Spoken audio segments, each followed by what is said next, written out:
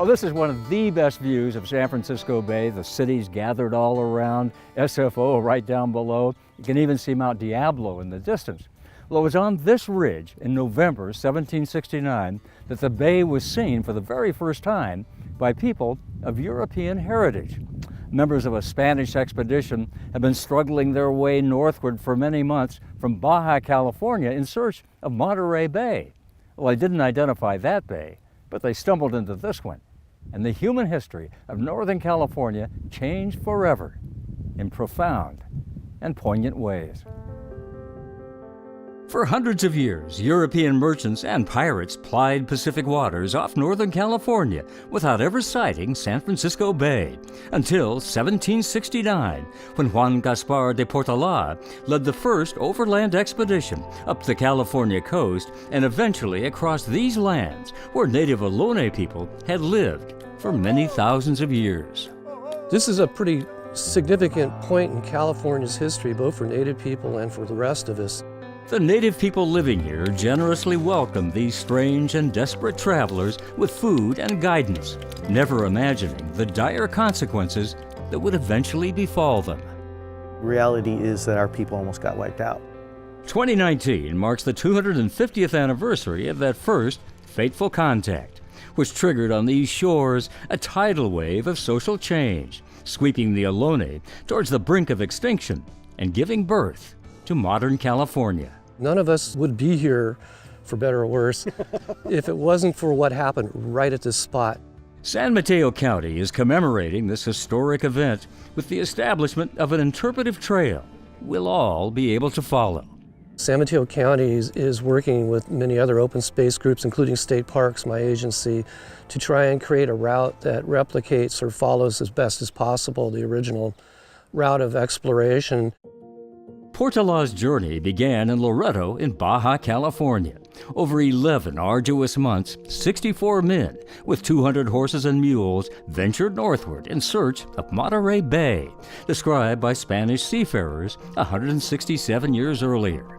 They saw that bay, but failed to recognize it and moved on. We pick up their trail close to the Bay Area, stopping briefly at Pescadero Marsh, San Gregorio, and Pacifica, before climbing Sweeney Ridge to see San Francisco Bay and descend to Portolá's final destination at what's now the city of Palo Alto. But we begin our own expedition at Rancho del Oso in Big Basin State Park. It looks like it might have looked in 1769, yeah? Yeah. Absolutely. The only thing missing are the grizzly bears and the tule elk. But we have the tule. Greg Castro, a direct descendant of native Ohlone people, and Mark Hilkema, Santa Cruz District Cultural Resource Manager for California State Parks, lead me to a significant place in California's history. It's ironic, I think, that this is a horse camp today. This is where the expedition hobbled its horses in the grass. Right here. Right here. Wow.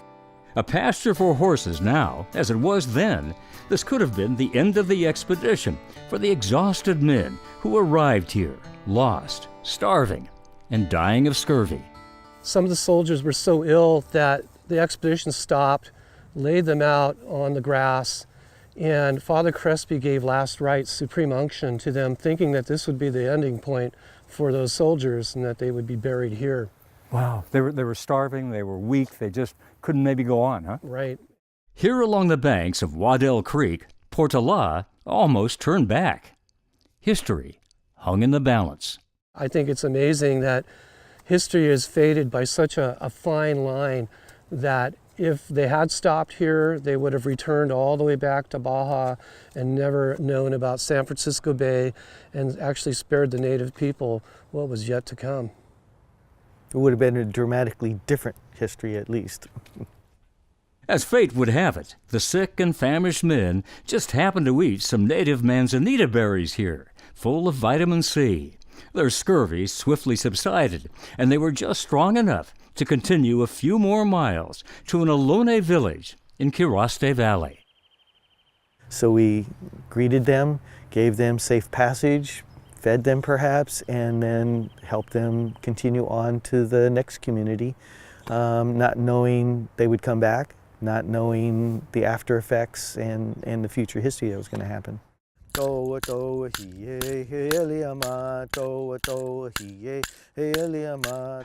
culture is ancient and rich. This deer hoof rattle, like all their traditional tools and technologies, comes from the land the Ohlone have long depended upon. We developed an intimate connection with the land that I think would benefit people today. And that knowledge is in the native people, it's in the communities, and it's in the ground in these sites that people can access. And that's, to me, is the important part of saving and conserving these places. Led by Ohlone guides, the expedition veered inland, following current Cloverdale Road to a village near the present-day community of Pescadero and a thriving marsh just downstream. It was loaded with waterfowl, elk, you've got migratory fish. For many millennia, the Ohlone carefully tended this land, burning and pruning it frequently to allow its natural abundance to flourish. There's much in the 21st century we can learn from their ancient wisdom. We believe because of the land is alive, that the knowledge is still there. So even now, Ohlone people, Yokut people, all the people of California, and even the newcomers can go out in the land and still learn from it because the knowledge is still there.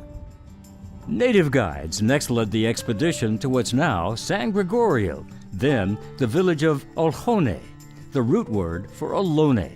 The Ohlone are not a single tribe, but 50 tribes spread throughout the San Francisco and Monterey Bay regions. Our blood, our bones, our essence is here.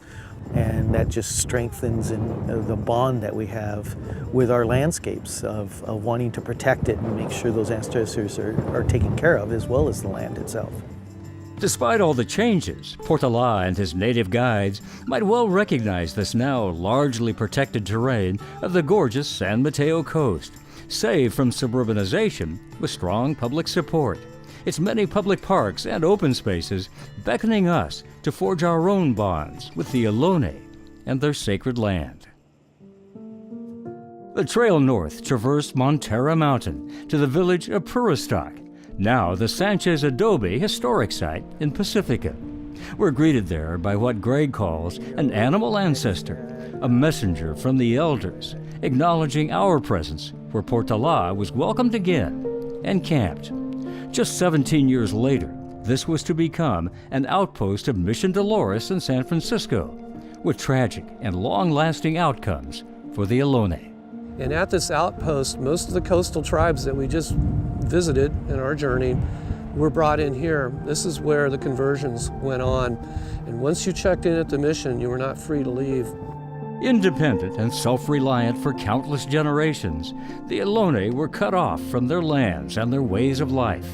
Disease, death, and cultural devastation followed, but not total eradication. The Ohlone survived, and now, so do their dreams for the future.